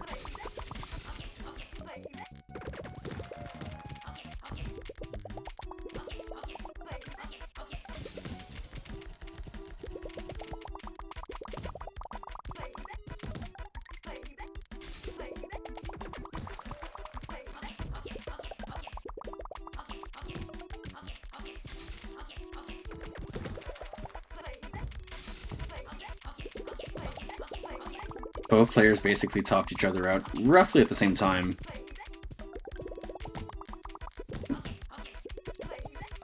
Corn only has one garbage clear left. Oh, ram that green over to the left!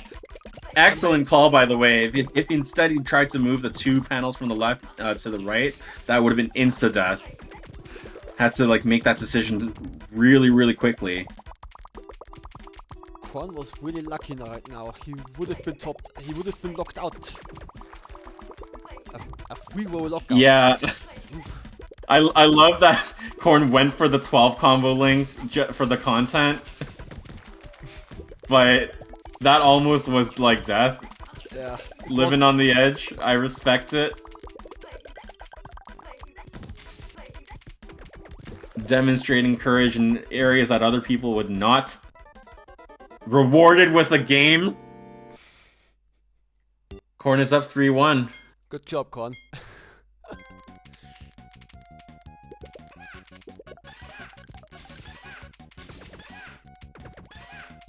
Forky says deserve point. I agree. Sanka would gamble, but the last tournament took all his points. Well, Sanka, that's where you... that's the mistake you made. You bet on the wrong person. Just choose the right one.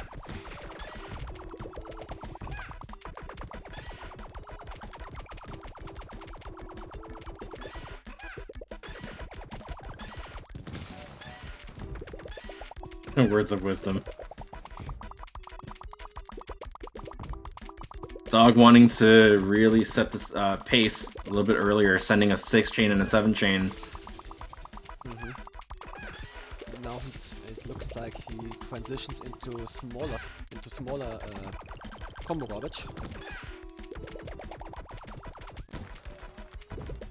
Corn in a very difficult situation.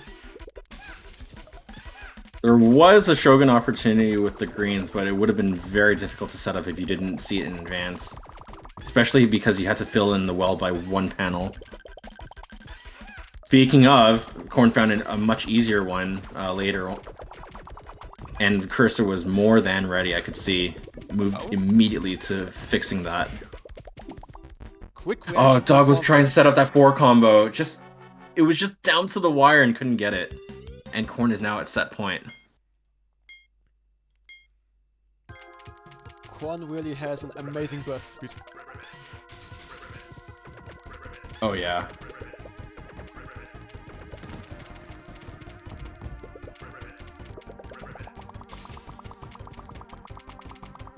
Following up that 7 chain with a 3 chain.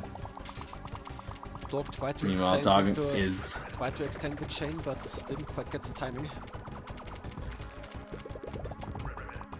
Dog retaliates with a 4 chain with a couple 6 combos following behind it.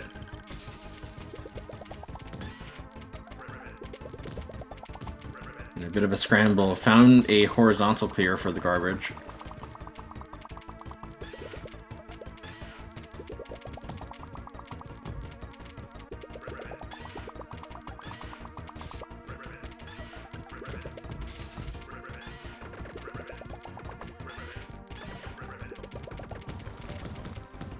This is scary for Dog. Needs to find a garbage clear. Does so with the purples off to the left side.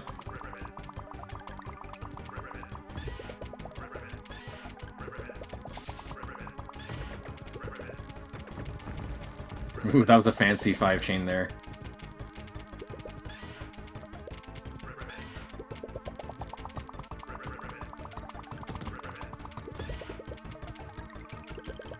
Corn leading Dog in lines by almost 20 lines. I would say just above 15 lines.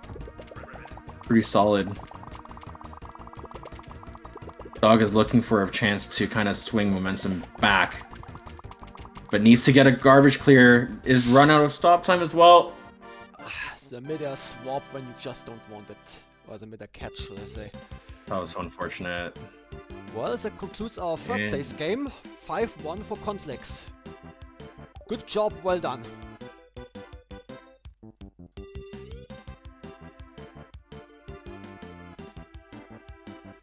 And with that, the moment you've all been waiting for, our grand finals between Polly and Sanker. As mentioned earlier, this is going to be a rematch. I think Polly had mentioned, yeah, like this. This has happened in the past, but let's see how things shake up this time. Prediction is up. Bet your points. I think both of them have already been the Advanced Tournament champion. So we won't get a new one today. But we're still excited to see who it's gonna be. If I recall correctly, Sanker has taken this championship in the past. Yes. I don't remember about Polly though. Korn has done it as well. I thought Polly did win at one point, didn't he? Maybe I'm mistaken. Let me see.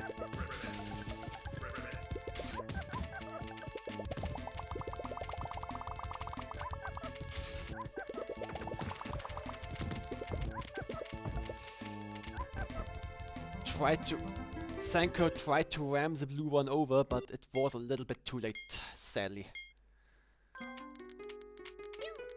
Giving Polly the first game.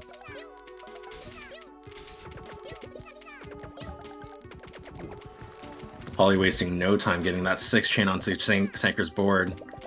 Doesn't have an immediate clear, had to skim a little bit to form a 6 combo. Polly struggled a little bit there. Too much speed can hurt you as well, it seems.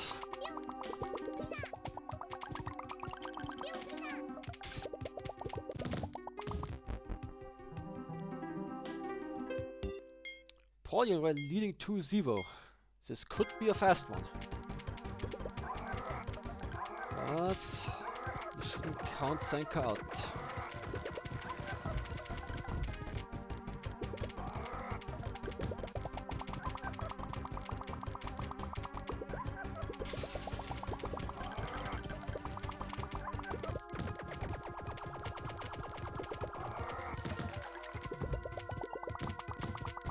That is a lockout.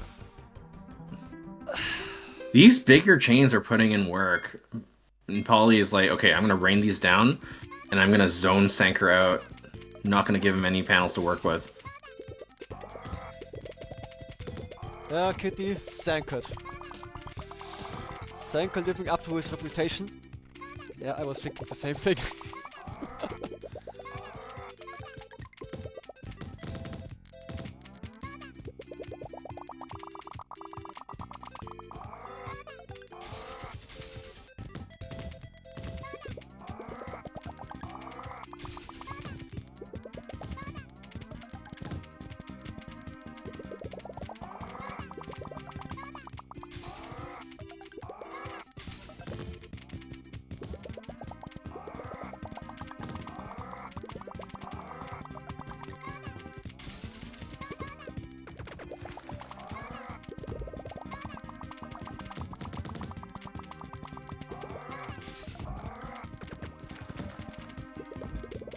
Oh, those are like some panic clears on Polly's side. Only had one garbage clear left.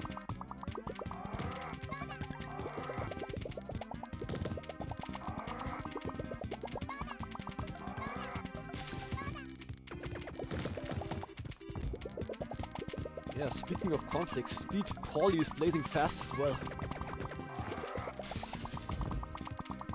Really impressive to see. 4-0 for Polly. Wow. It's reverse. Corn's like, I want what Polly is having. It's reverse sweep or bust, Sanker.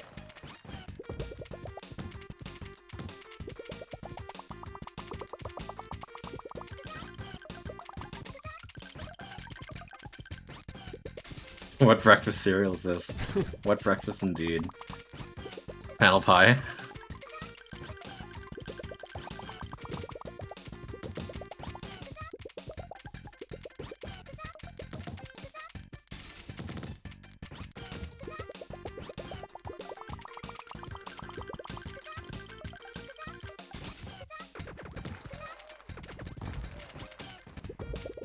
That was crazy reaction to like build up a chain for the blues onto the left side.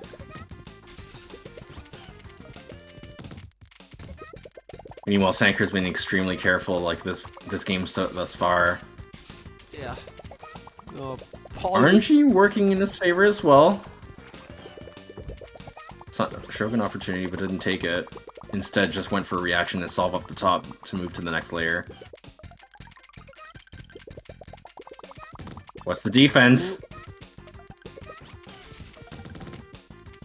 Nope. This is scary. Clear, but... Still doesn't have stop time. Alright. Bought a little bit of leeway with that garbage clear. Not dead yet. Has a lot of pens to work with. Oh! Was that if that was an insert attempt, then I feel for you. Otherwise, got just froze with a lot of panels. 5-0. And Poly was on fire today. Amazing congratulations. job. Good work, Poly. Congratulations. I believe this is your first time winning the advanced tournament. Congratulations. If so, then I'm sorry for the misinformation. Oh no, you're no worries, you're fine. But wow, like what a tournament! 15 players today. All of these were like high intensity sets, I will say. Like, it didn't matter what the set count was, but the quality of the games, it was up there. Yeah, no. Everyone played really well today. And so thank you so much to the players, for so many of you coming out and just showing what the Panel Attack community has to offer in terms of gameplay. And thank you to the viewers as well who've been tuning in for the past 2 or so hours. Most importantly, thank you to Chaos, our TO, who's been running things behind the scenes.